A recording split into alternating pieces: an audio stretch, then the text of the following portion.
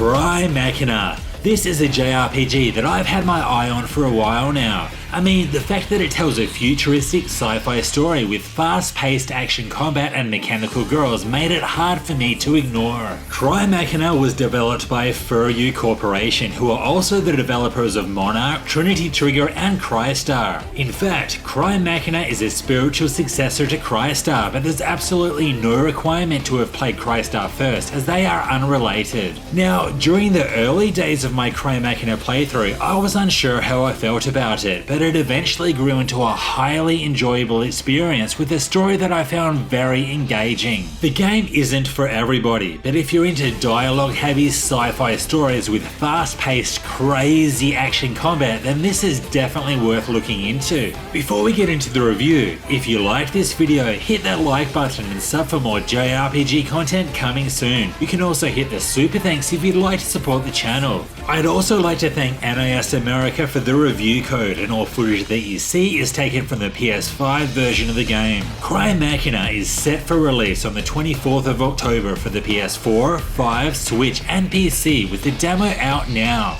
Are you interested in this game? Do you like what you see? Let me know in the comments below. Alright, let's get into it. Cry Machina tells the most sci-fi story that I've played in a while. You play the role of Leben Distel, which is definitely up there with the most unique JRPG names that I've heard in a while. It's a German thing.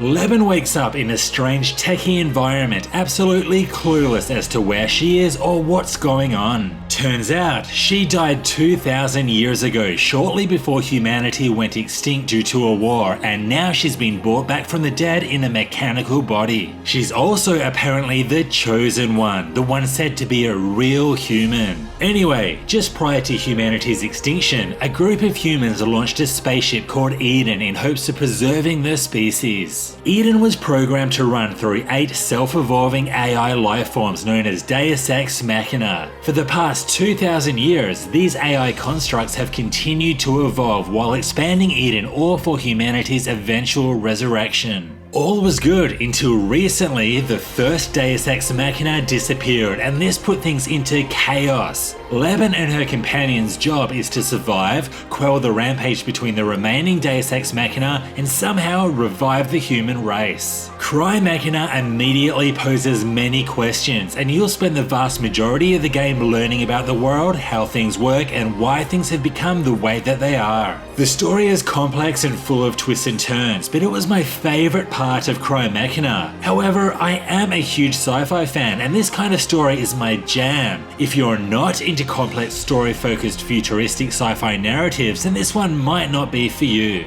Emphasis on the word story-focused too. There is a lot of dialogue between your characters, and the majority of the game will be spent watching the story unfold. And by watching, I mean reading, since the game doesn't have an English dub.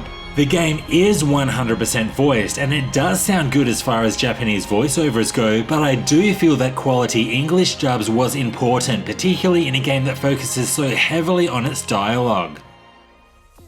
Cry Machina's gameplay can be split into 2. Most of the time, you'll be in a virtual space called Imitation Garden. Here, you can upgrade your characters, read up on the lore, and have tea parties. Humanity may be extinct and there may be a war going on, but you should never let that get in the way of green tea and cupcakes. Some of these tea parties are required to progress the story, but others will simply expand the lore and teach you more about the main characters. These reminded me a lot of the skits in the Tales series, as many of them have some very entertaining dialogue. I really liked the main cast and the dynamics between them. More and more will be learnt about them as the game progresses, and watching them evolve was one of the best parts of the game. At times, however, some of their obsessions can be a bit over the top. Makoto's fixation on films does create some pretty awesome dialogue, but Ami's obsession with family is enough to give Vin Diesel a run for his money. I don't have friends. I got family. The other major part of the gameplay involves trekking out to various sections around Eden. You simply choose a location from a menu, then you'll appear at the desired stage. These stages leave a lot to be desired, and this stage design is easily the weakest part of the game. Firstly, they are incredibly linear and overly simple. Most of the time, you'll walk from point A to point B, fight a couple of weaker enemies along the way, then defeat the stage's boss. Later in the game, things do get a little bit better with the addition of simple puzzles or some frustrating optional platforming sections. Now, my name isn't Mario, but I'm usually not too bad at jumping and weaving around the place. Some of these optional sections were very hard, such as this jerk of a puzzle. I am actually convinced that it is impossible. If you can actually do this part, let me know and I'll give you a digital high five after calling you a liar.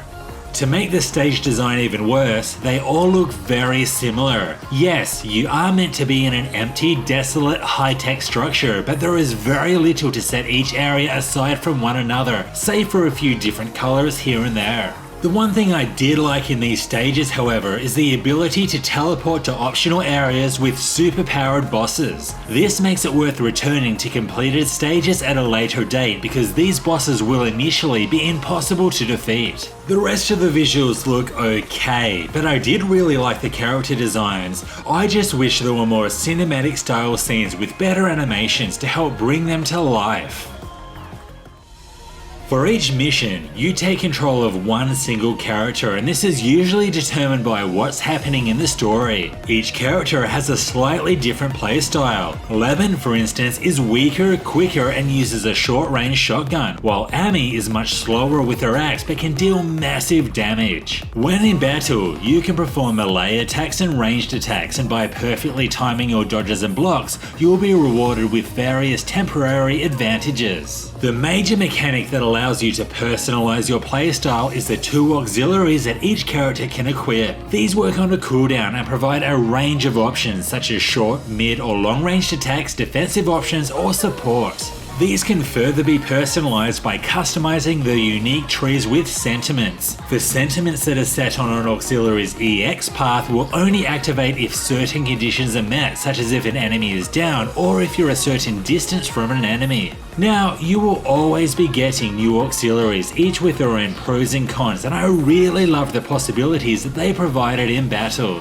One thing that I will say about the combat is that it is chaotic, particularly with multiple enemies. These battles are fast, and you'll not only have to keep track of your enemies' movements, but also their auxiliaries. If you're not careful and simply run in mindlessly hacking and slashing, you will die in a second. It took me quite a while to warm up to this action combat system, but in the end, I came to really enjoy it, especially the major boss fights. Now, I will admit that I did have my fair share of deaths, sometimes because of the combat's chaotic nature, but other times because I was just in the wrong place at the wrong time. But I was fine with that, since the battles are generally really fast and can be retried. If you are struggling with a particular boss, all it really takes is to go through a few previously completed missions and get a bunch of EXP and ego points. You see, the difficulty is heavily tied into your level. If you're well over the recommended level, you'll breeze through things, while being 5 or so levels under will be a nightmare. You can't get completely over-leveled for the current story mission, however, as there are level caps tied into the game's story. I did have to grind a few times, but I actually found it a bit of fun. Partly because it doesn't take long at all to get that extra edge, but also because of the rewards for defeating stage bosses multiple times. Not only will they provide personality data which translates to extra equipment, but you'll also unlock 3 tiers of each boss's backstories. Some of these were very interesting to read, with some very useful information in understanding the game's lore. One criticism that I did have with the combat and working through each stage is the characters' banter. Being in Japanese, you will have to read what they're saying at the top of the screen, but this is not the kind of game where you can afford to take your eyes off the action. Do you value the story or do you value your life? Tough choice. Again, another unfortunate product of no English dubs. Cry Machina gave me a lot of what I wanted from a futuristic sci-fi RPG. The best thing about the experience for me was the sci-fi story and the world building. There is a lot to the world of Cry Machina, and learning about why things are the way they are was really great, even if some of it was a little bit hard to get my head around. I also loved the cast of characters, and watching them evolve was a real highlight. It should be noted, however, that this game is very dialogue heavy, so if you're not into a lot of reading in your games, then you may want to stay away, especially since this game doesn't have an English dub, which would have been amazing. Cry Machina's other standout feature is the combat system. It's fast, it's furious, and that is my second Vin Diesel reference in this review. It's a shame that the level design holds the game back though. Larger and more varied maps with more emphasis on exploration would have taken this game to the next level. Cry Machina is a game that will be loved by many, but it's definitely not for everyone. If you're into science fiction, dialogue heavy stories, futuristic settings, and fast action based combat, then this game is definitely worth checking out. What do you think? Are you interested in Cry Machina? Or if you've played it, what are your thoughts? Let me know in the comments below. This was Hellfire RPGs, thanks for watching. If you liked this review, hit that like button and sub for more JRPG content coming soon. Also hit that super thanks if you'd like to support the channel. See you next time.